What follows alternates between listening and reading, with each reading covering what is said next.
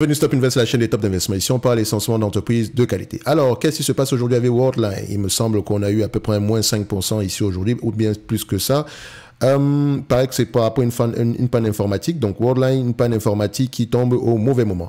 Le groupe de solutions de paiement accuse la plus forte baisse au sein du CAC 40. Je rappelle ici que ceci représente uniquement mon point de vue et non un conseil d'investissement. Et comme d'habitude, je me réserve le droit de me tromper. OK. Donc, au-delà de la nouvelle poussée des rendements obligataires défavorables aux valeurs de croissance et de technologie, Worldline est affecté par la perturbation de transactions intervenues sur l'une de ses plateformes et qui a gêné les paiements dans plusieurs grandes enseignes durant près d'une heure de temps ce samedi. Donc, c'était samedi, nous sommes lundi et voilà, le marché s'inquiète encore. Donc, est-ce que cette situation-là est temporaire? Est-ce qu'elle était temporaire? Est-ce qu'elle est durable? Et est-ce qu'elle est souvent récurrente? OK. Donc, quant aux analystes, ils se montrent prudents pour les chiffres du troisième trimestre.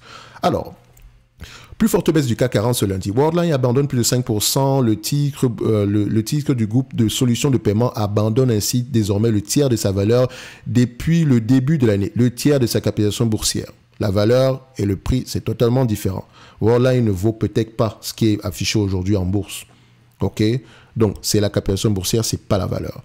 Donc, estampillé tech, le groupe souffre. Donc, quand on dit tech ici, c'est surtout data processing, data and payment processing, hein, quelque chose comme c'est le même segment d'activité ici que la compagnie qu'on appelle Global Payment. C'est également Adyen dans une certaine mesure, PayPal dans une certaine mesure. Donc, faites attention, ne pas comparer PayPal et Worldline, c'est pas la même chose. Ils font pas la même chose de la même façon. On a peut-être des similitudes parfois, mais pas sur toute la chaîne de valeur. Pas sur tous les segments d'activité de Adyen ou bien de Worldline. C'est également un secteur en pleine consolidation. Je ne fais que le répéter ici. C'est un segment en pleine consolidation. Et je répète que dans ces secteurs d'activité, plus vous êtes gros, mieux c'est. Donc, je ne serais pas étonné que Worldline se fasse racheter ou bien Worldline continue à faire des acquisitions. Observez bien le secteur d'activité. Il y a beaucoup de fusions-acquisitions là-dessus, dans ce secteur-là. OK. Bref, le groupe souffre avant tout en bourse de la défiance des investisseurs dans un environnement de taux d'intérêt élevé défavorable aux valeurs de croissance et de technologie. Bon, si on parle de... Oui, parce que l'augmentation des taux d'intérêt touche toutes les entreprises dans ce monde-ci, normalement. OK. Parce que les taux d'intérêt ont tendance à remettre les choses à peu près... remettre un tout petit peu les choses en perspective. Si je peux le dire comme ça. Surtout que... Aujourd'hui, on achète une entreprise par rapport à une opportunité ici, entre parenthèses, sans risque. OK? Donc, quand les gens payent les 27 fois les bénéfices pour des entreprises qui ont 5% de croissance ici, en fait, vous êtes en train de demander 3% ici de rendement, alors que quand les taux d'intérêt sont à 0%, il n'y a pas de souci. Mais quand on a des taux d'intérêt en moyenne aux alentours de 5% par là, excusez-moi, mais payer 20 fois les bénéfices aujourd'hui, il faut vraiment qu'il y ait une croissance extraordinairement élevée. Quand il dit extraordinaire, au moins garantie de 10% en moyenne sur les 5 prochaines années. D'accord? Donc, ça fait à peu près multiplié par 1,6 ou bien divisé par 1,6, dépendamment de comment est-ce que vous voyez les choses. OK? Multiplié par 1,6 par rapport au bénéfice net, divisé par 1,6 par rapport au PER que vous payez aujourd'hui, si vous voulez. Ici, je cherchais quoi? Worldline. C'est ça, hein? Non, qu'est-ce que je raconte? C'est comme ça que ça s'écrit. Line. Voilà. Donc, OK. Donc, l'entreprise ici nous proposait ceci, l'entreprise aujourd'hui, OK, on est à 10 fois les bénéfices et c'est un business qui est assez prévisible également. Oui, malheureusement, c'est un business qui est assez prévisible, que ce soit au niveau des free cash flow, etc. Donc, quantitativement, ça reste une entreprise assez intéressante. Mais je vous ai dit que ce n'est pas le quantitatif qui va vous aider ici, c'est la compréhension du business model ainsi que des opportunités à long terme qui vont vous aider dans ce business. OK, donc je reviens ici sur l'article en question. Ce n'est pas le mien, ça vient du journal Investir. Alors, je le commande juste, hein. Taux d'intérêt, etc. Donc, aux États-Unis, le rendement du 10 ans repart à l'assaut du seuil de 5%, des 5% qu'il a brièvement franchi jeudi soir. Après les propos jugés une nouvelle fois offensifs de la part du président de la Réserve fédérale américaine. Depuis l'Economic Club de New York, Jérôme Powell a en effet déclaré que des preuves supplémentaires d'une croissance durable supérieure à la tendance ou des preuves que le resserrement du marché du travail ne s'atténue pas pourraient mettre en danger de nouveaux progrès sur l'inflation et pourraient justifier un nouveau resserrement de la politique monétaire. Je ne parle jamais de politique monétaire ici. D'accord? Je n'en parle jamais. Ça ne veut pas dire que ce n'est pas important, mais ce n'est pas un élément déterminant pour prendre une décision d'investissement pour moi, parce que c'est quelque chose que tu intègres déjà. Même quand on avait des taux d'intérêt de 1%, tu intègres déjà que ça peut changer dans ton processus ici d'analyse. OK? Parfois, je dis souvent aux gens que je ne paye pas plus de 25 fois les bénéfices. Je ne suis pas fou en refusant de payer plus de 25 fois les bénéfices. Parce qu'en moyenne, le 10 ans, il est souvent, quand vous prenez une longue période de temps, on est à 5% par là. Si vous regardez la vidéo que j'ai faite sur les rates dernièrement, notamment sur Alexandria Real Estate, on en a parlé. En fait, ça doit être une certitude que les taux d'intérêt vont avoir tendance à remonter. Maintenant, quand les taux d'intérêt montent, jusqu'à combien? Je n'en sais rien. Pendant combien de temps? Je n'en sais rien non plus. C'est pour ça que je dois avoir tendance à prendre une entreprise ici qui a un pricing power. Parce que quand les taux d'intérêt augmentent, ça a un effet sur toute la chaîne de valeur. Parce que c'est une évidence. C'est normal. Et ceux qui ont moins de 30 ans aujourd'hui n'ont jamais connu des taux d'intérêt très élevés. Dont moi, enfin, comme moins de 30 ans, qui ont à peu près 40 à 30 ans, n'ont pas connu en bourse des taux d'intérêt en moyenne de 5% pendant une longue période de temps. Non. Nous n'avons pas connu ça. Ceux qui avaient à peu près une vingtaine d'années dans les années 80 et les années 70, ici peuvent vous dire qu'il y avait des obligations, à 7-8%. Ça existait. Et quand vous avez des obligations à 8% ou 7%, vous pensez que vous allez payer une entreprise à 10 fois les bénéfices? Vous aurez même tendance à demander un prix moins élevé que ça parce qu'il y a la prime de risque. L'obligation, vous avez la certitude de récupérer votre capital plus le rendement. Et le prix par rapport aux actions ici, il peut y avoir une variation ici. Il y a beaucoup de choses qui peuvent se passer ici, qui peuvent affecter votre rendement à long terme. Et quand je parle de rendement, moi, je ne parle pas des bénéfices nets. Hein. Je ne parle pas des dividendes, jamais. Je ne dis pas que les dividendes n'est pas important ou quoi que ce soit. De toute façon, ça reste une politique d'allocation du capital. Donc, on questionne tout ça. Je dis ici que je parle globalement. D'accord? Que ce soit dividende, performance du prix de l'action ici, mais j'aime souvent parler ici mon rendement par rapport aux bénéfices nets. Ce n'est pas pour rien que j'intègre, je vous encourage à penser comme ça. Si j'achète une entreprise aujourd'hui qui me reverse à 3%, si elle me reverse la totalité des bénéfices nets ici aujourd'hui, je retrouve un rendement de 3%. Vous pensez que je vais l'acheter aujourd'hui si elle n'a pas de croissance assez certaine dans le futur? Et quand je dis assez certaine, interrogation, produit, taille de marché, part de marché, etc. D'accord? Donc, 20 fois les bénéfices aujourd'hui, réfléchissez bien. 15 fois les bénéfices aujourd'hui, ça commence à être bien. Donc, je ne suis pas étonné que les prix baissent. C'est tout à fait normal. C'est normal. Je dis bien normal. Si vous voulez investir en bourse à long terme, c'est très important d'apprendre l'histoire financière. Parce que les choses qui se sont passées dans le passé, ce qu'on a connu dans le passé, ça reviendra dans le futur. C'est un éternel recommencement. C'est pour ça qu'il faut faire attention aux multiples de valorisation que vous payez aujourd'hui. OK? Par exemple, dans le segment ici de la vente au détail, l'inflation, c'est pas bien. Parce que, c'est un secteur qui consomme beaucoup en termes de personnel. Vous allez devoir augmenter les salaires. La matière première, donc la main-d'œuvre va coûter plus cher. Le coût de l'énergie, plus élevé. Parce que voilà, si on ne consomme pas beaucoup d'énergie, bien sûr. Hein. Vous allez également avoir tendance ici, la marchandise va coûter plus cher. OK? Donc, vous devez faire passer la hausse ici des coûts de production ou d'exploitation au consommateur final. Et si les taux d'intérêt augmentent, il y a peut-être ralentissement ici de l'économie, il y a peut-être ralentissement ici de certaines industries. Ça peut affecter la poche de certains consommateurs. La majeure partie si on a par exemple une région où la majeure partie des employés sont dans le segment ici, travaillent ici dans le secteur ici de la construction. S'il y a ralentissement dans le secteur de la construction, les poches de ces personnes-là vont se vider. La consommation va avoir tendance à ralentir. Donc, on revient toujours à la même chose. Intéressez-vous au secteur d'activité dans leur ensemble. J'ai parlé de Veralia tout à l'heure, c'est la même chose. J'ai parlé de Worldline, je parle de Worldline présentement. Je suis vraiment pas inquiet par rapport à Worldline, c'est ça. Ça peut être de la fausse. Ça peut être ici. Je peux avoir un raisonnement biaisé parce que j'ai une entreprise qui fait à peu près la même chose en portefeuille. Ok, c'est notamment Global Payment. Donc, je sais à peu près quels sont les problèmes à court terme et quels sont les avantages à long terme. Et la plupart des gens qui investissent sur Worldline ne prennent même pas la peine d'aller lire sur la compagnie. Et c'est déplorable. D'accord? Ne faites plus ça. Ne le faites pas. Lisez vos rapports financiers, les amis. Lisez vos rapports financiers. Si vous ne savez pas par où commencer, on a une formation sur comment lire les rapports financiers. Vous pouvez également l'apprendre.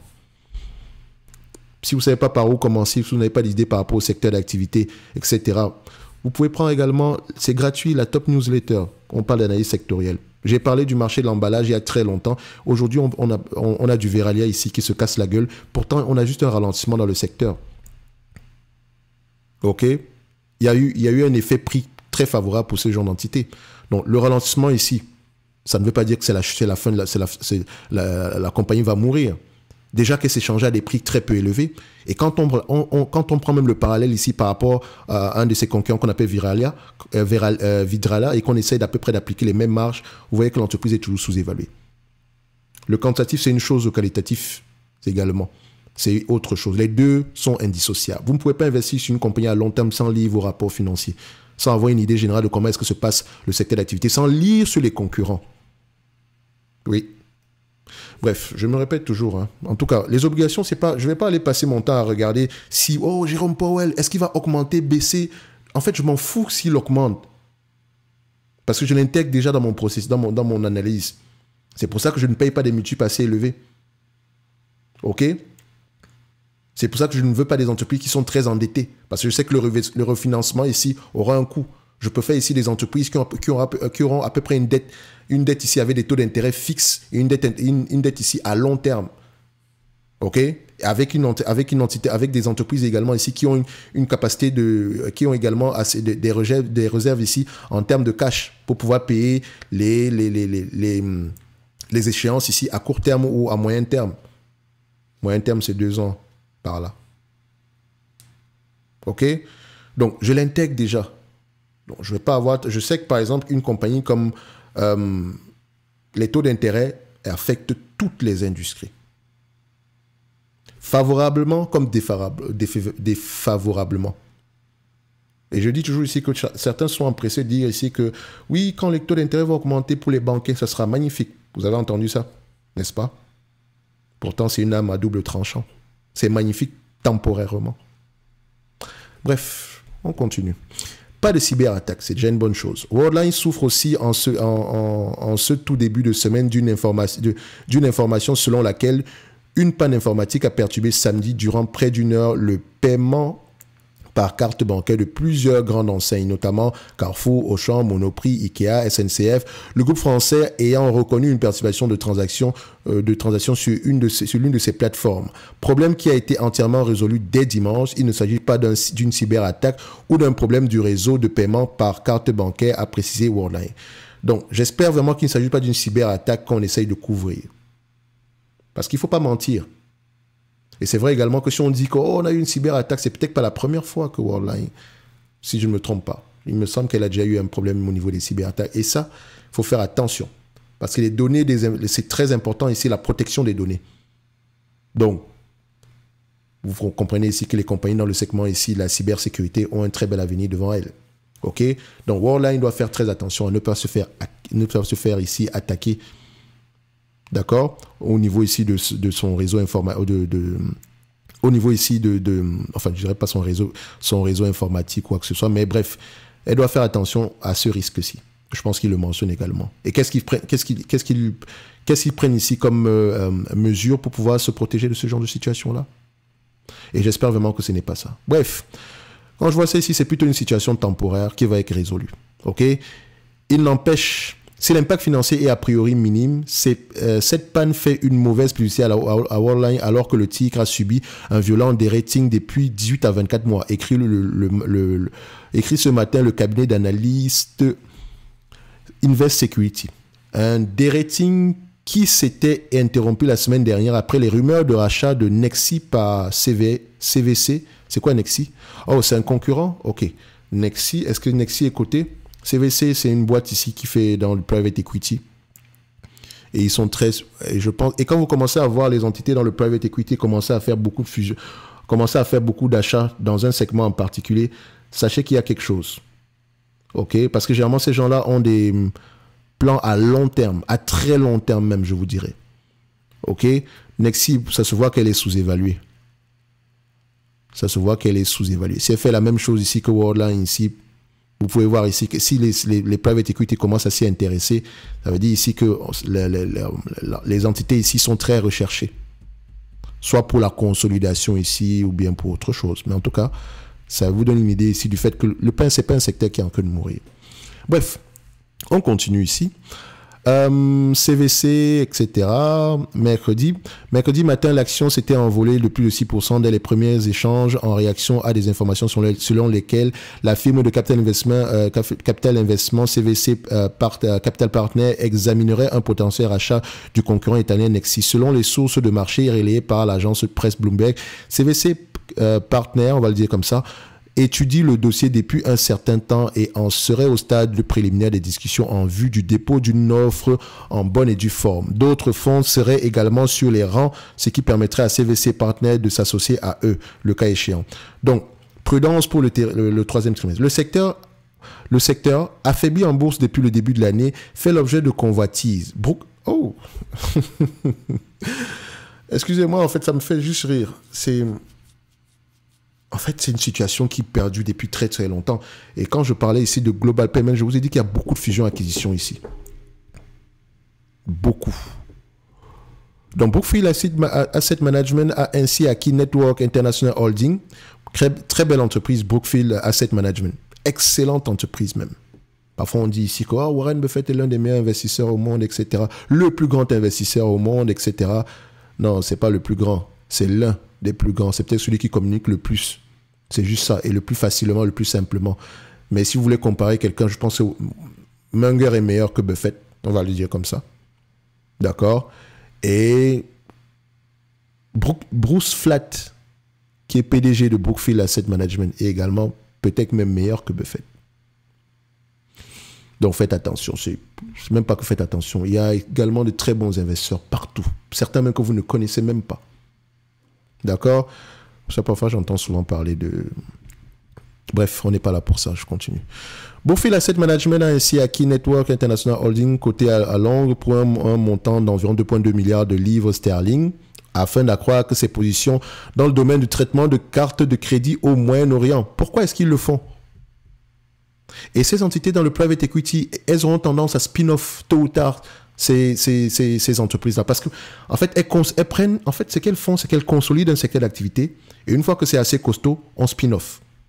Bien sûr, quand on spin-off ici, on le spin-off à un moment, au bon moment, surtout. C'est très important, le spin-off au bon moment. Surtout quand le marché aime de plus en plus ce type d'entité-là.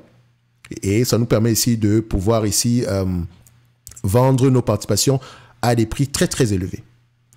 Donc, Worldline est en train de consolider le secteur, mais sur le marché public. Et très souvent, ce n'est pas adéquat parce que elle aura tendance à rendre compte pour ça, pourquoi est-ce que vous avez acheté telle ou telle entreprise, pourquoi vous ne versez pas de dividendes. Il y a trop de distractions ici. OK? Donc, moi, je vois ici que c'est une très bonne nouvelle. Ça permet de confirmer qu'on est en pleine consolidation ici. Et c'est un gros marché. Donc, pour ceux qui pensent que Worldline va avoir tendance à mourir, non. Elle est là pour rester. Pendant très longtemps même. Donc, je continue à penser qu'elle est sous-évaluée. Il y a toujours des gens qui vont mentionner que oui, mais le prix baisse depuis très longtemps. Est-ce que Worldline était sous-évalué ou surévalué à ses plus hauts? Les gens ont payé 37 fois les bénéfices ici. Est-ce que c'est normal? Donc, il faut déjà souvent remettre les choses dans leur contexte. OK? Dans leur contexte. Et très souvent ici, les free cash flow sont plus élevés que les net income. Aujourd'hui, on vous propose du Worldline à 11 fois les bénéfices, les free cash flow. Par rapport aux bénéfices ici, c'est à peu près 10,82 fois ici. OK? Donc, est-ce que vous passez votre tour parce que le prix ne fait que baisser depuis plusieurs années? Ben non. Enfin, moi je vous dirais, intéressez-vous en profondeur à cette compagnie. Elle va vous surprendre. En fait, je n'aime pas que certains d'un secteur d'activité, mais il y a de grandes chances que ce segment-ci revienne à peu près à des moyennes de prix assez raisonnables dans le futur. Je pense que Worldline ici, Ça ne m'étonnerait pas que cette compagnie revienne aux alentours de 45 € par là. OK? Donc, je termine juste l'article. Ça fait juste pour ici. Le fonds de private equity GTCR a de son côté pris une participation majoritaire dans WorldPay, actif dans les paiements par carte pour les entreprises dans le monde entier. Je pense que WorldPay a été spin-off dernièrement par FIS, un truc comme ça. WorldPay. Ouais, elle a été spin-off dernièrement. Ah non, elle existe. Est-ce que je ne me trompe pas? Je pense qu'elle a été spin-off, hein? Attendez. WorldPay. Et moi, juste un instant, j'essaie de regarder ça ici. 2018, 2000. Oui, c'est ça. Cette entité-ci a été spin-off. Elle a été rachetée. Je pense qu'elle a été réintroduite en bourse il y a quelques temps. C'est pour ça qu'on ne peut pas faire... Je pense qu'elle a été spin-off par une autre entité. Oui, WorldPay a été racheté par FIS. Elle a spin-off FIS dernièrement. Oui, FIS Global a spin-off WorldPay. OK. Parce qu'ils avaient acquis l'entreprise ici à des prix très élevés ici et ils se sont rendus compte que bon, ils ne veulent pas juste continuer ici à gérer cette compagnie-ci. D'accord? Et donc, ils ont spin-off l'entité. Je pense bien. Voilà. So, on revient ici sur... donc, vous voyez que c'est un segment qui est très aimé par les private equity. Et notamment, renseignez-vous quand Blackstone rachetait à tour de bras des entités ici dans le segment des rates résidentiels il y a quelques temps. Je me posais la question de savoir, mais qu'est-ce qu'elle fait? En fait, elle voyait qu'en période difficile, ce sont des rates qui vont avoir tendance à bien se comporter. Et elle va avoir tendance à consolider ces rates-là, histoire ici de générer des économies d'échelle. OK? Donc, c'est souvent intéressant de voir à peu près si le volume de fusion-acquisition augmente dans un secteur d'activité. C'est un peu comme dans le secteur des médias, Disney, etc. Il y aura beaucoup de fusion-acquisition. Il y a beaucoup d'entreprises ici qui vont avoir tendance. Ça ne m'étonnerait pas que Paramount et... Comment on appelle encore cette compagnie-là? On a Paramount. J'oublie le nom de l'autre entité ici. Avant, elle s'appelait Viacom. Je pense qu'elle a changé de nom maintenant. J'oublie le nom de la compagnie. Bref, je pense qu'il y aura des fusions-acquisitions également dans ce segment-là. Énormément. Parce que le contenu a une valeur très élevée là-bas. Bref, Worldline présentera ces chiffres du troisième trimestre ce mercredi. À l'occasion de cette publication, les investisseurs chercheront à s'assurer que le groupe est sur de bons rails vers son objectif d'une croissance organique de 8 à 10% en 2023. Et ça ne me dérangerait pas que le CAC n'atteigne pas ses objectifs cette année. Pas un problème. De toutes les façons, à long terme, sur 2 à 3 ans, il y aura de la croissance de cette compagnie. Nous sommes prudents à l'égard de ces résultats et pensons que le troisième trimestre sera le trimestre le plus faible de l'année, estime Jim Ray de Deutsche Bank. Les dépenses de consommation et les ventes au détail ont chuté en Europe au troisième trimestre. Les amis, vous ne vous rendez peut-être pas compte, mais dans un article pareil, on vous donne des tips pour pouvoir faire une recherche sur une compagnie, sur un type d'entreprise comme Worldline. D'accord? La consommation, les ventes au détail, d'accord, les volumes ont un impact, peuvent vous donner une assez bonne idée de si cette entreprise peut avoir de bons ou de mauvais résultats sur les années à venir. Le taux de pénétration ici du paiement par carte, du online par rapport au offline par exemple, on va l'appeler comme ça. OK?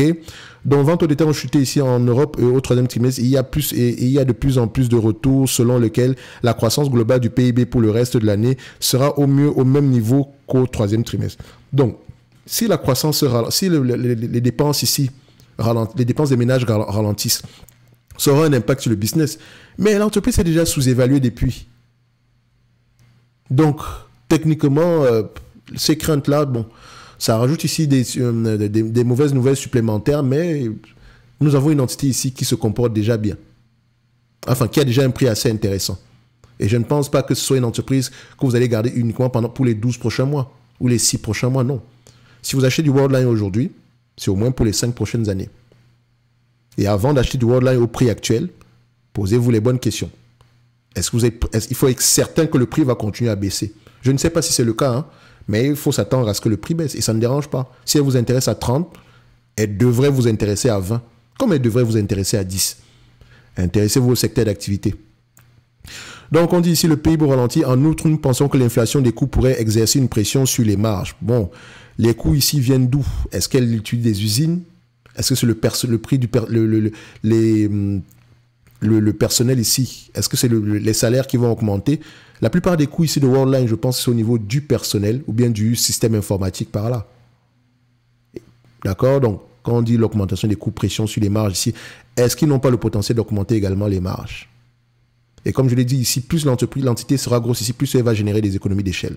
Le management également ici est déterminant pour ce type d'entité.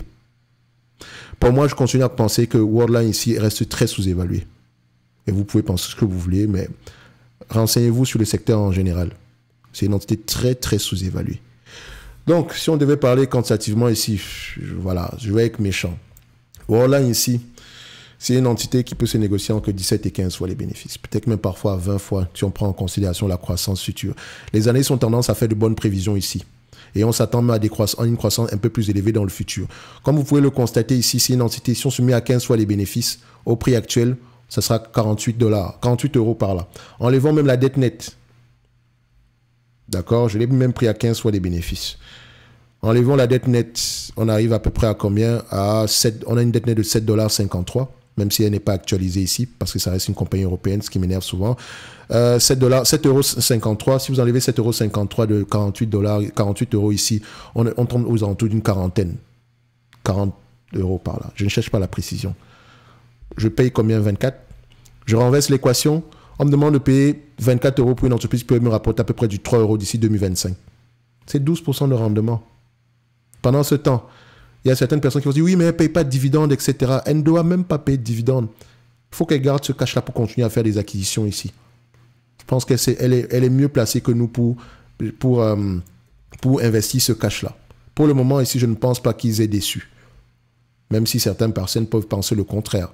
Mais c'est une compagnie qui continue à bien se comporter, selon moi. Et comme vous pouvez le voir ici dans le secteur d'activité, regardez les multiples de valorisation. On rachète les entreprises dans ce secteur d'activité à combien de fois les bénéfices? Ou bien à des valeurs d'entreprise sur EBITDA de combien? Ça m'étonnerait qu'on paye à peu près moins de 10 fois les EBITDA pour cette compagnie. D'accord? Évidemment, ici, la dette aura tendance à avoir un impact. C'est surtout la dette de Worldline qui peut être un problème ici. C'est surtout le niveau d'endettement. Donc, quand je regarde la dette ici, on a vu 7 € par là. Je vais juste vérifier. 216 divisé ici par combien? 301. 2 160 divisé par 301. Ça donne ici à peu près... Oui. Donc, la dette ici, la dette est tenable. Hein. La dette est tenable. EBITDA ici, est-ce qu'au niveau des EBITDA, il faut vérifier, est-ce que ça prend en considération ici la dépréciation ici des actifs intangibles? Il faut aller vérifier ça également. OK? Bref, ce n'est que mon avis et non un conseil d'investissement. Comme d'habitude, je me réserve le droit de me tromper. Worldline, pour moi, reste une entité sous-évaluée. OK? Donc, si ça vous intéresse, allez-y creuser un tout petit peu plus. Donc, en lien dans la description de la vidéo, ici, vous avez la top newsletter où on partage également des analyses sectorielles. Et si j'ai du temps un jour, je partagerai une analyse. Même pas un jour. Il y a de grandes chances que je partage une analyse sectorielle dans le segment ici du data processing. Mais pour le moment, ce n'est pas prévu. Pour les semaines à venir, je pense qu'on va plus parler ici du... comment on appelle ça? Des entités ici dans le segment de la vente au détail. Et également, on va également parler du secteur ici du tabac, si je ne me trompe pas. Mais en tout cas, ça, c'est prévu. Bref, pour le reste, lisez vos rapports financiers. Les mauvaises nouvelles sur Worldline ne sont que des mauvaises nouvelles. Voilà, c'est que ça, c'est juste des nouvelles. Pour moi, le business continue à bien se comporter en date d'aujourd'hui. Je ne vous demande pas de me croire. Allez vous-même lire vos rapports financiers, intéressez-vous au secteur d'activité ainsi qu'à la dynamique. Pourquoi est-ce qu'il y a consolidation dans ce secteur? Pourquoi? Bref, merci.